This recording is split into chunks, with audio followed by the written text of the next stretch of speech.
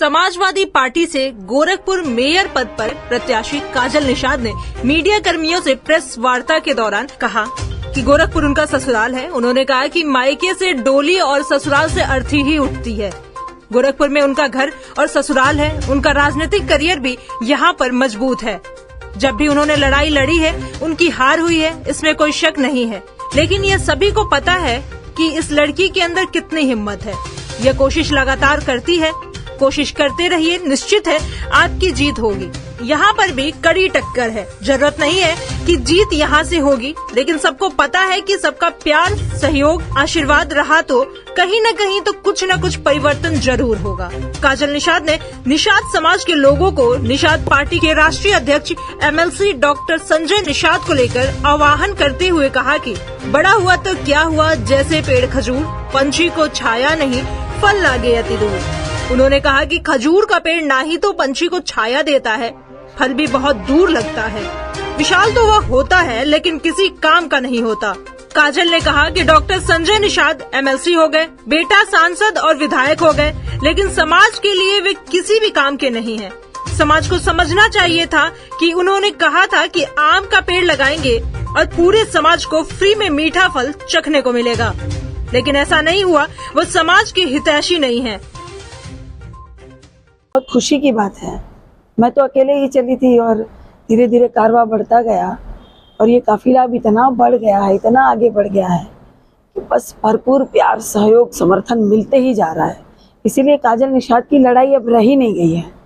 ये जनता बनाम सरकार की लड़ाई चल रही है कि पहली बार निषाद समाज से किसी को महापौर पद के लिए प्रत्याशी बनाया गया, जो आज तक कभी किसी पार्टी ने नहीं बनाया है।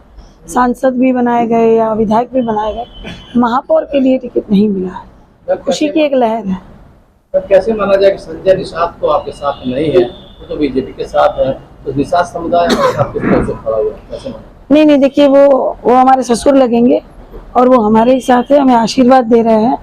उनकी भाषा जो है वो थोड़ी बीजेपी की टाइप की भाषा है, लेकिन वो ठीक है। मैडम, सबसे बड़ी बात रही कि जब उनसे सवाल पूछा, उन्होंने ये कहा कि वो पहले अपना सर्टिफिकेट दिखाएं और जो हाई स्कूल का मार्कशीट दिखाएं कि वो निषाद है कि क्या है, तब मैं उनको बहु मानूंगा। देखिए, मैं उस डॉक्टर को ढूंढ रही हूँ जहाँ हमारे ससुर जी भर्ती थे। वो डॉक्टर जो है गलत दवाई देकर दिमाग खराब कर दिया है उनका। पहली बात तो ये है कि बेटी की कोई जात नहीं होती है।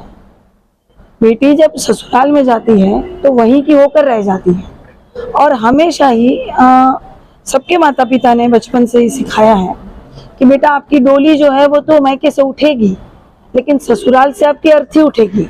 यानी कि ताउम्र जिंदगी भर आप ससुराल की होकर रह जाएंगे। और आपको भी पता है कि 20-25 साल में बेटियों की जो शादी हो जाती है और अर्थी तक वही रहती है। हमेशा ही बेटियों के पीछे पति का नाम ही लगता है, ससुराल का नाम ही लगता है। तो गलत दवाइयों का असर है, बाकी कुछ नहीं है। मैडम, जिस तरीके से चंदा लेकर के डॉक्टर संजय निषाद आज तक निषाद समाज के महामना कहे जाते हैं डोनेशन के तौर पर, तो आप किस रूप में उस डोनेशन को लेती हैं? नहीं, देखिए ये बात तो सच है। हमारे ससुर जी निषाद समाज के साथ बड़ा गलत कर रहे हैं और इसीलिए हमने उनको खजूर का पेड़ कहा था। इसीलिए ही कहा था कि बड़े तो है, बड़े भी है, माननीय है, सम्मानित है, महामना भी है, बहुत बड़े हैं, नो डाउट, लेकिन न फल मिल पा रहा है निषाद समाज को, न छांव मिल पा रही है निषाद समाज को। और उनके भी जितने जो लोग थे, अब उनको कहा जा रहा है कि आप बैठ जाइए और सरकार का जो है वो प्रचार करिए। तो हमें पता है अच्छी तरह से कि हमारे ससुर जो है वो भोजन भरी जो थाली वो खाने नहीं देते हैं हमारे समाज के लोगों को। तो यही बात है। बाकी वो अंदर से इसलिए भी खुश है कि पहली बार निषाद समाज की बहू आई है जो महापौर बनने जा रही है, क्योंकि ये निषादों के मान सम्मान प्रतिष्ठा का सवाल है।